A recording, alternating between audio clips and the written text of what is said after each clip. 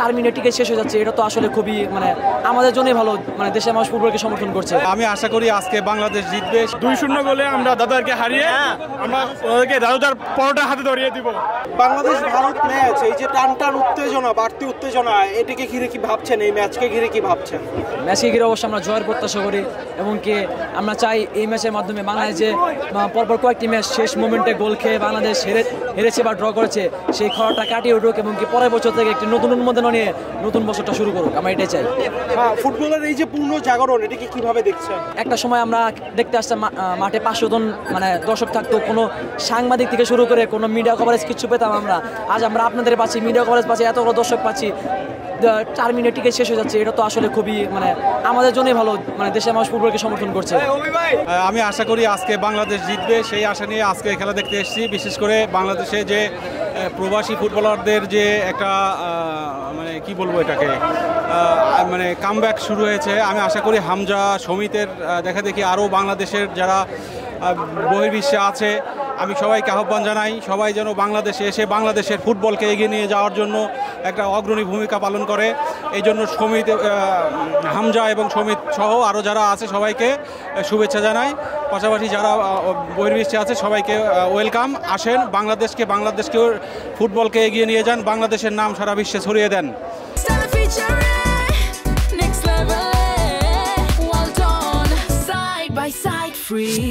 জানতে চাই যে বাদ্যযন্ত্র সহ কি স্টেডিয়ামে ঢুকতে পারবেন কিনা?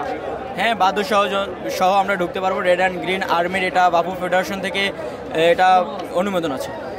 যেমনটি বলছিলেন অনুমোদন আছে। আজকের ম্যাচে হামজা চৌধুরীর কাছে আসলে কি চাওয়া?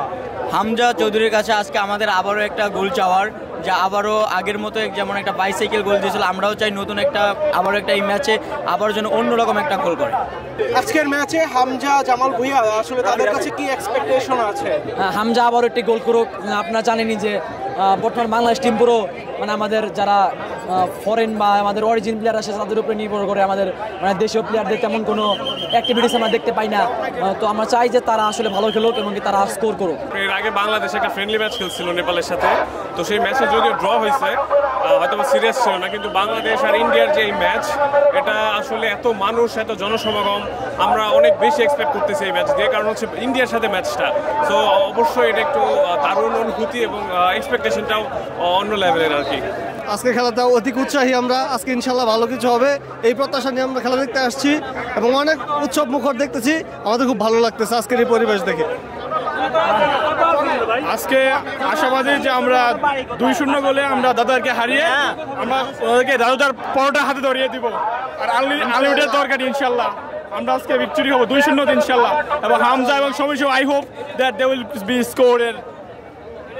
বলছিলেন যে বাংলাদেশ আজকে জিতবে, আসলে কার কাছে বেশি প্রত্যাশা আজকের ম্যাচে বাংলাদেশের? শুধু আমরা নয়, সবাই জানি যে হামজা এবং সমিত সুম আসার পরে যে আমাদের যে বাংলাদেশ ফুটবলের যে জাগরণ, তো সে আমাদের অবশ্যই আশাবাদী যে হামজা একটা গোল করবে এবং সমিত সুম দুজনের প্রতি আমাদের প্রত্যাশাটা একটু বেশি। যে আমরা যে লাস্ট সময় 90 মিনিটসে আমরা নার্ভাস হয়ে যাই। আমরা দেখছি যে গত নেপাল ম্যাচে এবং হচ্ছে যে হংকংয়ের সাথে যে ম্যাচটা ছিল, আমরা যে ড্র করেছিলাম, লাস্ট মুহূর্তে আমরা গিয়ে একটা গোল খাই।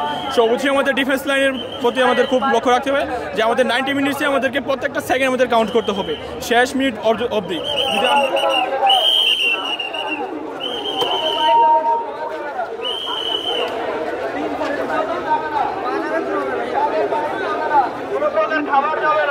দর্শকের যে উপচে পড়া ভিড়, সেটি আসলে দেখানোর চেষ্টা করছে। প্রচুর দর্শক, পানির বোতল যাবে না, কোন প্রকারের খাবার যাবে না।